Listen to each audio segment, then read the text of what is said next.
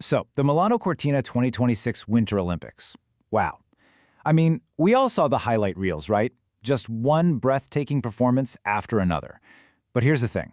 That official story, the one about a perfectly executed event, that's only half the picture. The other half?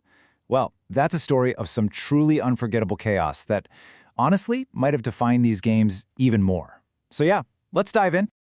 Okay, so officially, the Milano Cortina Games were a massive triumph. I mean, all of the headlines were declaring them this resounding success, calling them a blueprint for how you host a modern, sprawling, but still super efficient Winter Olympics.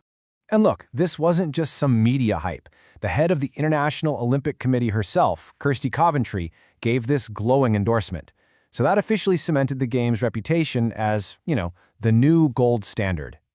But come on, that's just the polished official story, right? Behind that curtain of perfection, there was a much wilder, more human, and frankly, way more interesting story unfolding. The kind of stuff that doesn't make it into the official highlight reels, but definitely stays in our memories. And hey, to be fair, that official praise was totally well-earned. The organizers really nailed the big picture. They focused on sustainability by using venues that were already there, they pulled in these incredible crowds, and they kept the environmental footprint as low as possible. And to top it all off, the host nation Italy had its best Winter Games ever, snagging a record 30 medals. So on paper, it was a flawless victory. But the story on the ground, yeah, it was a little different. All right, so this is where it gets good. Because just off script, things were getting wonderfully weird. I mean, we're talking about scandals, some pretty wild mishaps, and, yeah, even an unexpected four-legged competitor. This is where the real story starts. Okay, first up, a scandal so bizarre you could only call it Penisgate. No, you heard me right. Reports started coming out that ski jumpers were allegedly using, let's call them creative anatomical enhancements to get an aerodynamic edge with looser suits.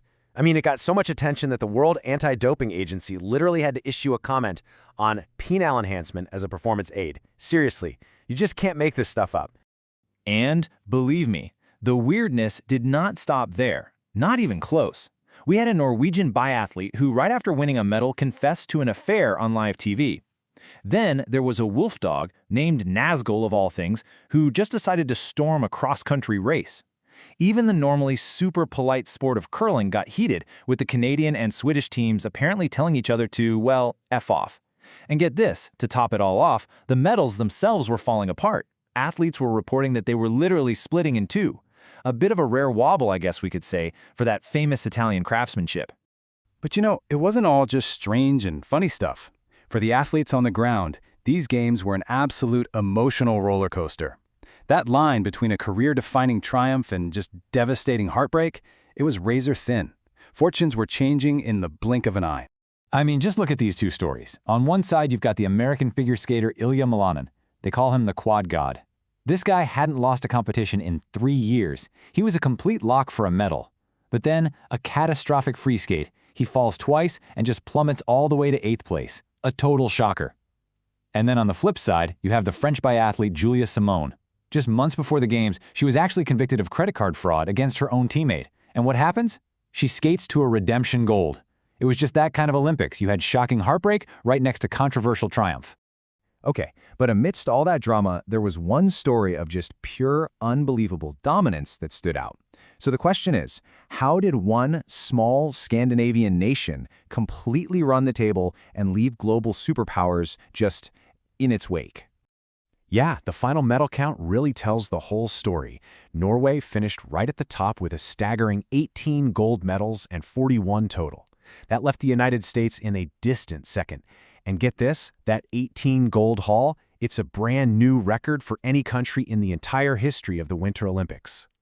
So that brings us to the big question, right? How does that happen?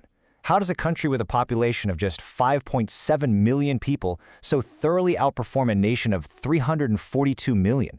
I mean, the math just doesn't seem to add up. And there it is. You can see the disparity right there. It is clearly not just about having the biggest population to pull athletes from. So, what in the world is Norway's secret?